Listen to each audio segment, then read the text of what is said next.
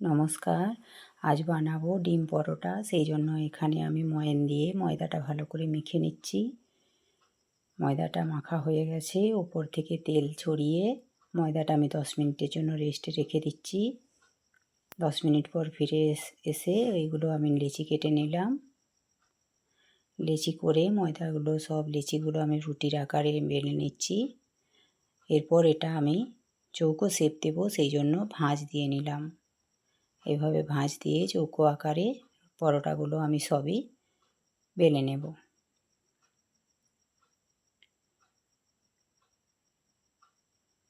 এভাবে সবগুলি বেলা হয়ে গেলেই ভাজবো, ভাজার পালা।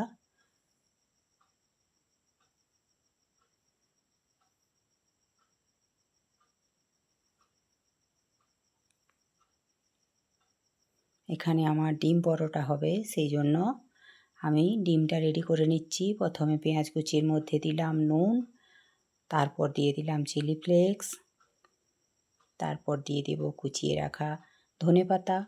এগুলো ভালো করে হাত দিয়ে মেখে দিয়ে দিলাম ডিম। ডিমটা ভালো করে ফেটিয়ে নিলাম। এরপর পরোটাগুলো ভালো করে ভেজে নিচ্ছি। দেখতে পাচ্ছেন ওপর থেকে আমি ডিমটা ছড়িয়ে ছড়িয়ে দিচ্ছি পরোটার ওপর। এইভাবে ডিমটা পুরো পরোটার মধ্যে দিয়ে দিতে হবে। ওলট পালট করে ভালো করে মুচমুচে করে ভেজে নিতে হবে।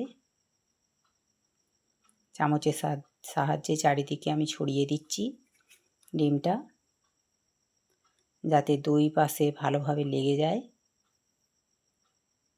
এইভাবে পরোটা বানিয়ে আপনারা দেখবেন, খুব সুন্দর খেতে হয় এবং পরোটাটা খুব নরম হয় খেতে, খুব ভালো। আপনারা এটা সস, স্যালাড, তরকারি যে কোনো কিছুর সাথে খেতে পারেন। এভাবে আমি সব পরোটাগুলো ভেজে নেব।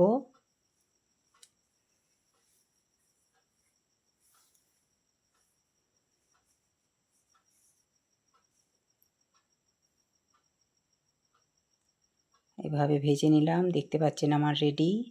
টাটা।